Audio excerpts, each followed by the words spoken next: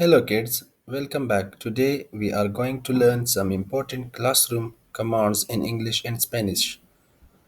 Let's start. Sit. Siéntate, Stand. párate, Raise your hand. levanta la mano, Open your book.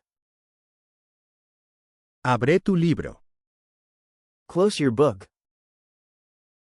cierra tu libro, Listen. escucha, Write. escribe, Read. lee, Come here. ven aquí, Be quiet. guarda silencio. Great job. Now you know some important classroom commands in English and Spanish.